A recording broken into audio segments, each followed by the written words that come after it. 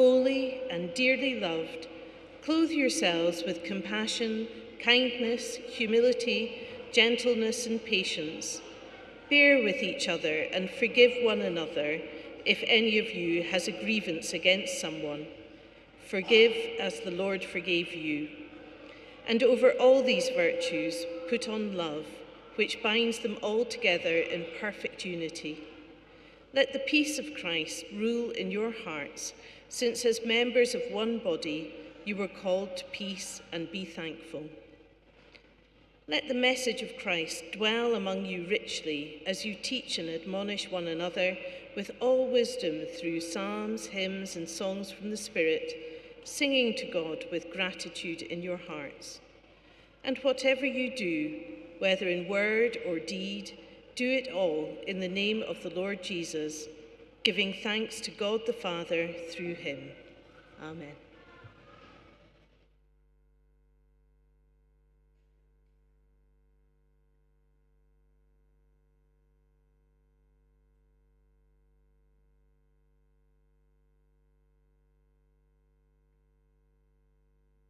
Hello.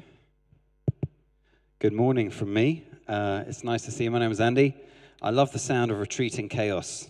And the doors are about to be shut. So I could talk, or we could all just sit here for, half an hour of silence and just enjoy the moment. But no, I'll talk at you.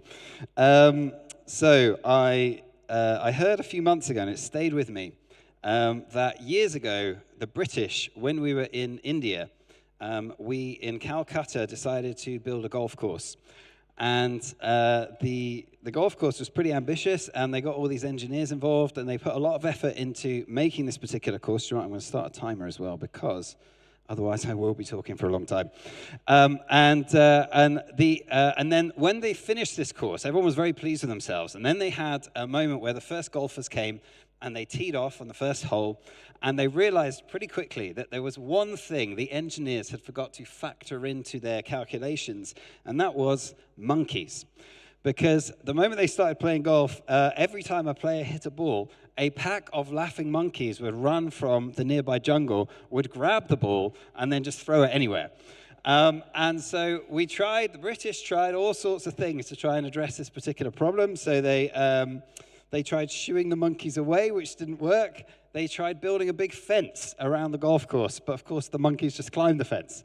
They even tried kind of gathering the monkeys up and driving them far away and dropping them off in a different part of the jungle, but there were too many monkeys for them to be able to make that one work. And so finally, and as far as I can ascertain, this is a true story, finally they came up with a solution, and they established a club rule. They wrote it into the club's playbook, this particular rule, and the rule is you have to play the ball where the monkey drops it.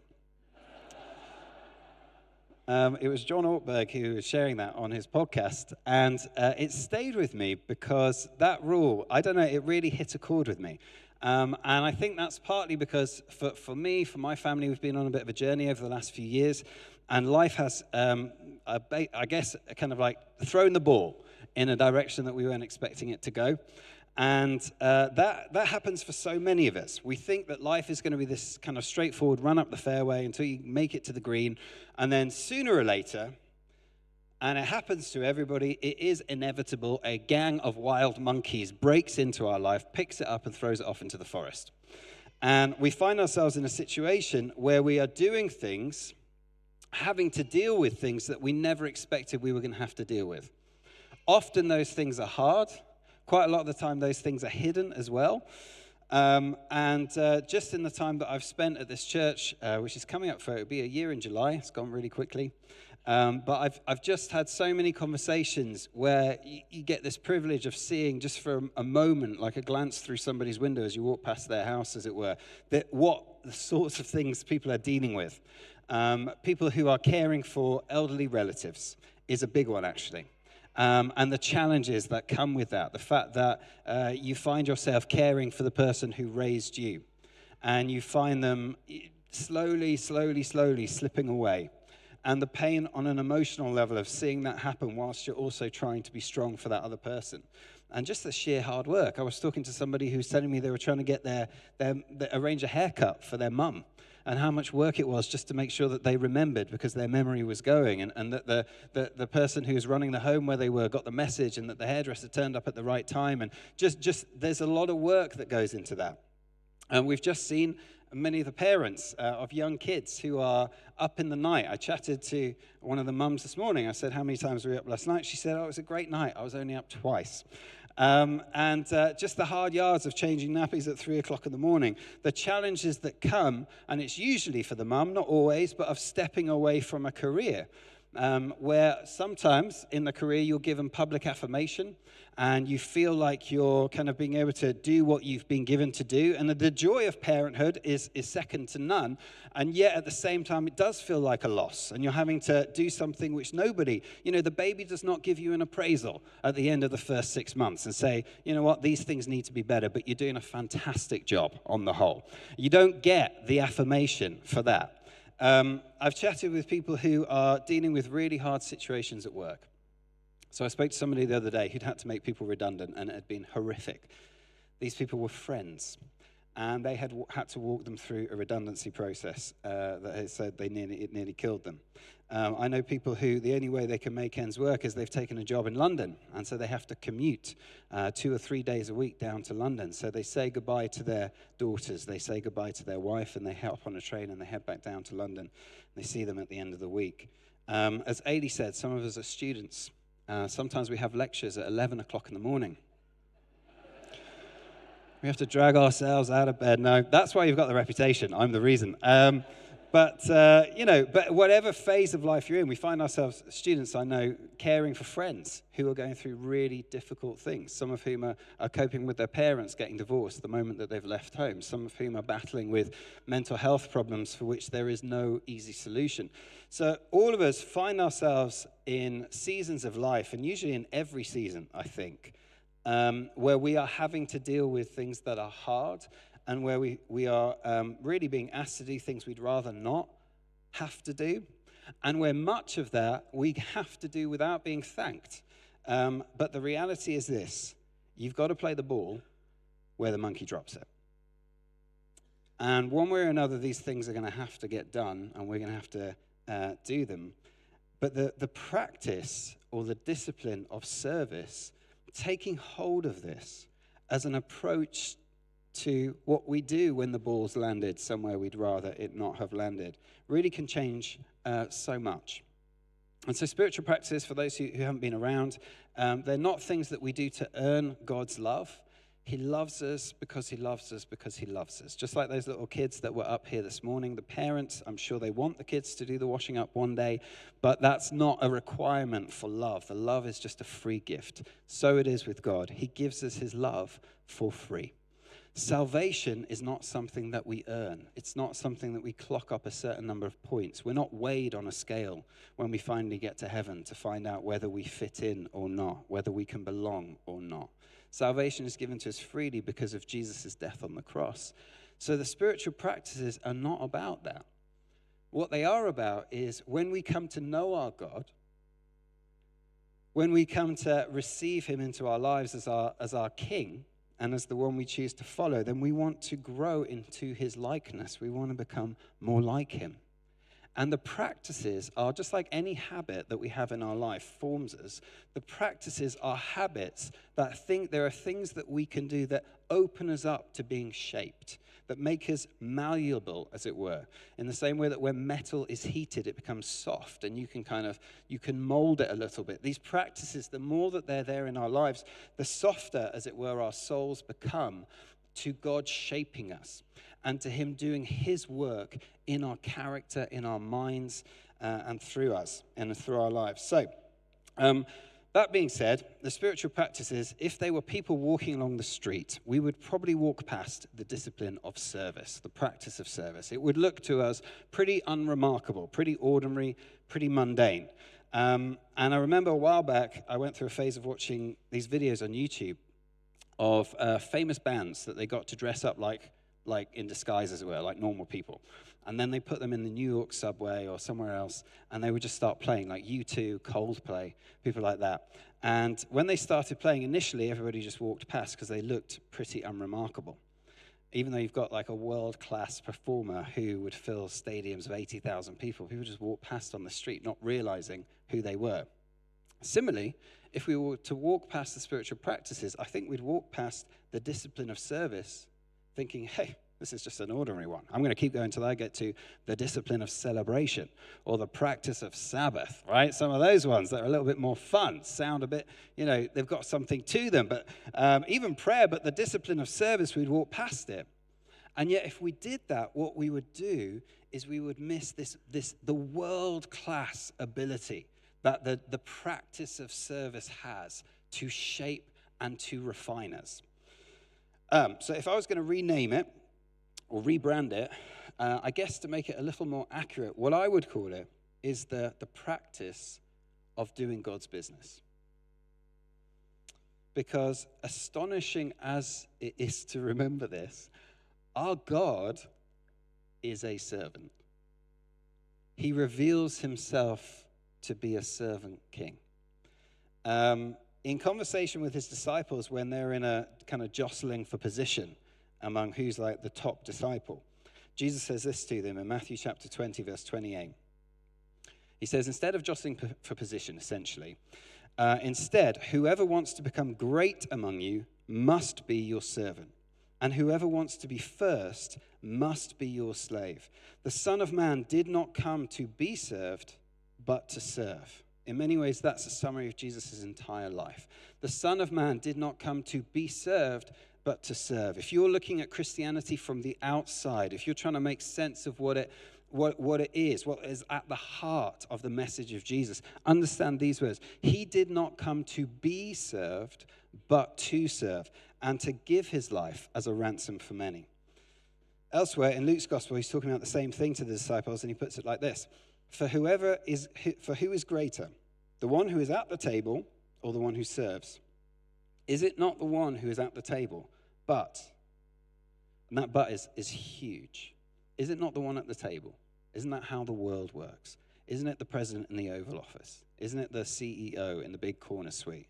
Isn't it the person who gets driven around? Is it who's the greatest? Isn't not that person? And then he says this, but I am among you as one who serves. And he spends his time, the first 30 years of his life, by and large, in hidden service that no one ever knows about. And then the final 3, he gets famous because he starts doing miracles and healing people. But all of those miracles are acts of service. There's not a single one that is not an act to care or to protect or to provide for another person. It's an act of service. To open the eyes of the blind, to feed the hungry. He's reaching out to the lonely. He's hanging out with people on the margins.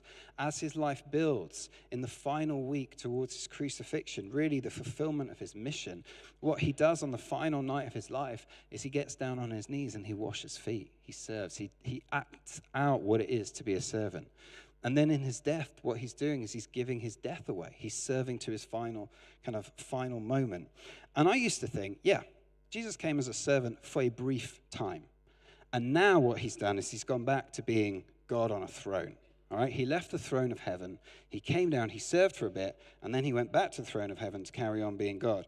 But the truth is, although he is high and exalted, and he holds the keys of death and Hades, and he is the beginning and the end, and one day every knee will bow before him. Although that is absolutely the case, he remains someone who serves. And so he says to us things like in John 14, I go to prepare a place for you. He doesn't say, I go and I'll command my angels to do it, and they'll change the bed sheets and get your room ready for you. He says, I'm going to be there preparing it myself. And he basically says, and when the time is right, I will come to you myself, and I will bring you to be with me. After we close our eyes for the final time in this life, we will open them for the first time in the next, and we will see none other than the face of Jesus himself. He won't be sending his minion. He won't be sending his servant. He will come himself to get us. And he goes on to tell us that he is praying for us even now. So whilst he is on a throne, he still serves. Because what we see in Jesus is the power and service are married, that they have come together. That's the only human leader will ever truly see that in, that they have come together. So what lots of us think is, well, we start out in this world on a trajectory, and the trajectory is we start out doing the dog's body stuff. This is how most careers work. You start out as the intern, right? And you have to do the photocopying, and you pull the late shift, and you do all the unpopular jobs, and then you work your way up. So you get to the point where you don't have to do that kind of stuff anymore because you've got other people to do it for you.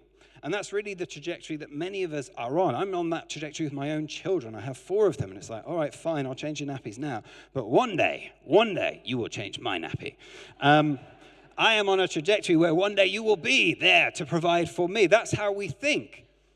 And that's how our world tends to work. And yet what we see in the kingdom is this reversal of that, which is as we mature, we become servants. As we mature, it's not that we mature in order to be served by others, but that we might serve others.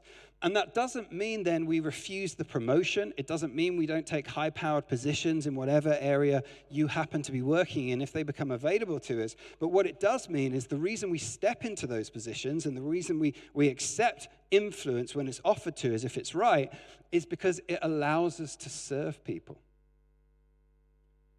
It's a means of service, not of self-aggrandizement or of being able to strut around. It's that we might care for others. And in other words, to practice service is to do God's business. This is what he's about. He loves to serve. Now, if I was listening to this, I would be getting a little bit nervous because I would feel like this is building up to, so do more stuff. Let's all go and do more stuff, right? And maybe there's an element to which we want to be open to that. I think that's probably wise because, I found myself in the last few weeks saying to the Lord, I can't do any more stuff, right? I've got no margin, so don't give me anything else to do. And feeling a little bit nervous about any sort of attempt that he might make to give me somebody else to serve. And yet I've been rebuked as I've looked at this and thought, you know what? It's always a good prayer to pray. Send me someone else I can serve, Lord. Give me someone I can serve today. That's always a good thing to pray. But for all that I want to caveat that, the reality is most of our service will be the things we're already doing. But just looking at them through maybe a different lens, understanding them through this viewpoint. That these things I have been given to do, some of which are a joy to me, but maybe some of which are not. These things that I have been given to do, they can become for me a way of worship, a way of serving the Lord. And this is where our passage, the final verse, comes in. And whatever you do, whether in word or deed, do it all in the name of the Lord Jesus, giving thanks to God the Father through him. A few verses later, Paul is writing just off the back of what he's just said there, and he's writing to slaves, and he says this, whatever you do, work at it with all your heart as working for the Lord, not for human masters, since you know that you will receive an inheritance from the Lord as a reward. It is the Lord Christ you are serving. What is the discipline of service? It is to choose to do the mundane and the seemingly small and the often hidden as though we were doing it for Jesus, as though we were doing it in his name. And I appreciate that might seem fanciful, and almost laughable. So I'm going to go into work tomorrow and send some emails, and I'm going to write, in the name of Jesus, at the bottom. Like, that doesn't, but actually, it's as it were, to take our lives wherever the monkey happens to have dropped it, and to say to ourselves, you know what, I really wish the monkey hadn't dropped the ball here. I really wish this hadn't happened. I really wish this wasn't my cross to bear, but it is, and it has. And so what I'm going to do is, rather than spend my time and my energy moaning about it or wishing it were different, I am going to take the ball where the monkey has put it, and I am going to give it everything I've got. And I'm going to do it for Jesus, and I'm going to do it for his glory. And it reminds me of that kind of quite famous quote from The Lord of the Rings, where Frodo and Gandalf are sitting there, and basically Frodo's got a ring he's got to chuck into a volcano. Long story. But it's not a attractive offer, right? That he's got to do this. Yes, he gets his own movies, 3 parts, but apart from that, there's no upside to this. So he's got to throw the ring in the volcano, and he basically is turning to Gandalf and saying, I wish this had not come to me. I wish this burden wasn't mine. And how many of us have ever said the same thing to the Lord? Not this one, Lord. Like, I would have had a whole load of other burdens. I could have given you a list of burdens that I would have happily accepted, but instead you go and give me this one. And Frodo says that to Gandalf, essentially. It's like, look, you know what? I don't want this one. And Gandalf, I wish I'd never lived to see this. I wish this ring had never come to me. And Gandalf basically looks at him in his wizardy way, and he says, so do all who live to see such times, Frodo. But that is not for them to decide. All that we can do is choose what we do with the times that have fallen to us. And he goes on, interestingly enough, to say, it's not just evil at work in this, Frodo. And perhaps that is some encouragement. And I would put it to you that although evil is at work in the world and not everything that's happened is of God, bear in mind that it's not all of evil. That perhaps there is a reason why you happen to be the person caring for that person, why you happen to be the person who's in that position at the company, why you happen to be in this particular season. Perhaps there is a reason for that. Maybe it's that God trusts you enough that you'll handle it. Someone was explaining to me about parenthood a while back, and they said, one of the things you want to do for your kids, if you want to build self-esteem, is not just tell them they're brilliant the whole time, although it's good to do that, but they said, give them a job, give them a role. Make sure that they know they're going to make a contribution. They said this to me on one day, and so the next day I happened to be taking my oldest son, who at that point was about 4 or 5, camping. And I sat him down the day before and I said, Josiah, you are in charge of lunch. And so I am going to give to you the sausages, and your responsibility is to make sure that we get them to lunch, right? So put them in your backpack and carry them. So he put this little pack of sausages in his backpack, and he did just that. He proudly marched as we went through the forest with his little dinosaur backpack and his sausages there in the backpack. And I remember it because when we got to the barbecue, when we finally set up the barbecue for lunch and stuff like that, I said, Josiah, do you have the sausages? Like you would say at a wedding to the best man, do you have the ring? And with as much ceremony as any best man has ever had, right, Josiah just reached into this dinosaur backpack and pulled out the pack of sausages and said, yes, Dad, I've got them here. And I said, well done, son. That means we can have our lunch. And he sat there so proudly as we ate our sausages together because he knew he'd done something. He knew he'd made a difference in his own little way. Do you know what the Father has given you? If you've got a child that is difficult, number 1, join the club, right? But number 2, what if he gave you that child because he knew you were the right person to handle that? If you found yourself in a difficult family situation, what if you're in it not just because that there's evil at work, but because there is good at work too? What if we've been given a role to do something that is hidden? I never would have chosen this, but he chose you for it, for a purpose, because he knows you have something to offer and he knows you have something to bring. And when we begin to see it in this way, it changes everything. And one of the things that changes, and I'm almost out of time,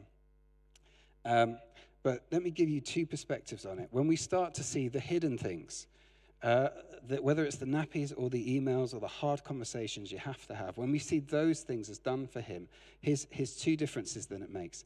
Number 1, it gives us a perspective that even the most ordinary things can become worship. Adie was talking about worship last week. Even the most ordinary things can be a gift to him. Simon Sinek, who you may have come across, he does a lot of stuff on YouTube about leadership and things. But I remember him giving a little talk, and he talked about love. And he asked this person who was interviewing him, he says, do you love your wife? Yes, the guy says. And he says, how do you know that, why did she fall in love with you? Can you answer that question? And of course, there's usually not a particular moment. And he goes on to say, she didn't fall in love with you because you remembered her birthday, or because you gave her flowers on Valentine's Day. She fell in love with you because when you woke up in the morning, you said good morning to her before you checked your phone. She fell in love with you because when you went to the fridge to get yourself a drink, you got her a drink too, without even asking. She fell in love with you because when you had had an amazing day at work and you came home and she'd had a terrible day at work and you asked her about your day, you didn't stop her as she was going on about her bad day and say, oh, yeah, that's bad, but let me tell you about my day. You just kept your mouth shut and you listened to her talk about her terrible day and you didn't tell her about your brilliant day at the end of it. And he says, that's why she fell in love with you. He said, I can't tell you exactly a moment or a particular day, but there was one morning when she woke up and as if somebody had pressed a button, she thought, I am in love with him. He said it wasn't about events and it wasn't about intensity, it was about consistency. And to love somebody is that. Day after day after day after day, to recognize that the big things are, in fact, usually the small things, done over a long period of time. And when done for him, it's an opportunity every day to say, this one's for you, Lord. This one is, I wish I wasn't here. I wish the monkey hadn't dropped it here, but I'm going to do this for you. That's one way. And here's the second way this changes.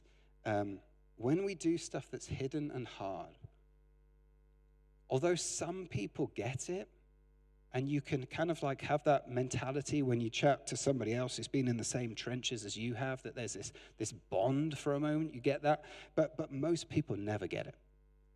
Most people never see. So much of what you're doing for other people will never be really seen, valued, or appreciated by them or by others. And so we have a choice whether we keep going or we don't. And perhaps one of the things just to keep in mind is that the Lord does see it. Even a glass of cold water that we give to somebody, he sees and he recognizes. And one day, we will see him face to face. And it won't make him love us. He couldn't love us anymore if we tried. But what he does do is he looks us in the eye and he says, I know that you did that for me because there was no one else watching. I know that phone call you made, you did it for me. And I know that extra mile that you went for that person, that was for me. I know that you chose to protect that person's reputation, and that was for me. I know that you chose to give that, and that was for me. I know that you turned in week out, and you did it for me. I saw it. And I am sure that when we hear him say it, and when we see him face to face, there won't be a single one of those things we wish we had not done. What is it to practice this discipline? It is to realize that we have got to play the ball wherever the monkey has dropped it. Either way. But this way, it gets to be a joy. And this way, it gets to be worship. And this way, what it does is it shapes us that we become like the God who is a servant. Amen.